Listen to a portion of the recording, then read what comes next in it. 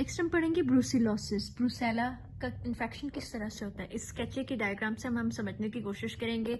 सबसे पहले हम बताएंगे कि ये जो है एक किस्म का कोकोबैसिलाई फॉर्म बना हुआ है। ठीक है, क्या बना हुआ है? कोकोबैसिलाई फॉर्म बना हुआ है। इसमें एक फॉर्म में रेड कलर का ये घर सा बना हुआ है, दैट इज शोइंग कि इस जो ये ब्रूसेला होता है ग्राम नेगेटिव होता है और एरोबिक कोकोबैसिलाई है।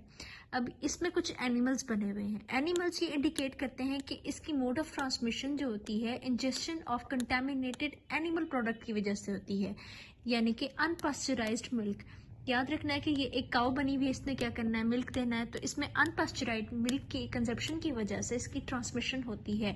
अब इसके जो एक ये फेंस सी जो लगी हुई है, फेंस इंडिकेट करी है जो ये ब्रूसेला होता है वो ऑब्लिगेट फैकल्टेटिव ऑर्गेनिज्म होता है, इंट्रासेलुलर होता है। ऑब्लिगेट फैकल्टेटिव इंट्रासेलुलर ऑर्गेनिज्म होता है। ये सेल्स के अंदर भी क्या करता है? सर्वाइव कर जाता है और सेल्स के बाहर भी सर्वाइव कर देता है। अगर हम इसके साइंस और सिम्टम्स की बात करें तो इसमें अनड्यूलेटिंग फीवर होता है। अभी एक मैन बना हुआ है, इसका वेट भी कम है और इसके अलावा इसको गर्मी लग रही है, यानी कि इसको पसीना आ रहा है। दैट इज शोइंग कि पेशेंट्स के अंदर ब्रूसेला के इन्फेक्शन की वजह से पेशेंट्स के अंदर क्या देखने को मिलता है? फीवर होता है और चिल्स होता है। इसके अलावा एनोरेक्सिया हो गया। ये जो वेव्स हैं अनड्यूलेटिंग फॉर्म्स के अंदर, वेव्स ये माउंटेन्स की बना रही है, ये शो कर रहा है कि पेशेंट्स के अंदर क्या हो रहा है? अनड्यूलेटिंग फीवर हो रहा है।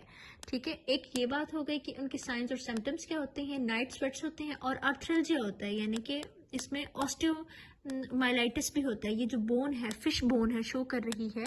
ऑस्टियोमाइलाइटिस के भी चांसेस होते हैं पेशेंट्स के अंदर। इसके अलावा आर्थ्रल्जिया होता है, यानी कि जॉइंट्स का पेन वगैरह जो है वो होता है।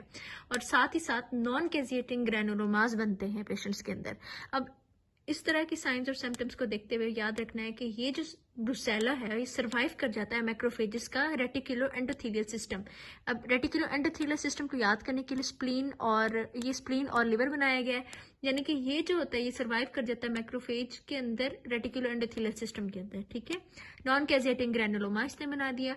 और हम अगर इसकी ट्रीटमेंट की बात करें, एक साइकिल सा बना हुआ है, दैट मीन्स टेट्रासाइक्लिन, डॉक्सीसाइक्लिन होता है एज अ ट्रीटमेंट के तौर पर हम पेशेंट्स को देते हैं। और साथ ही साथ ये राइफल सी बनी हुई है, रिफैम्पिन ऐड करते हैं या स्ट्रेप्टोमाइसिन देते हैं पेशेंट को। So this is all about brucella.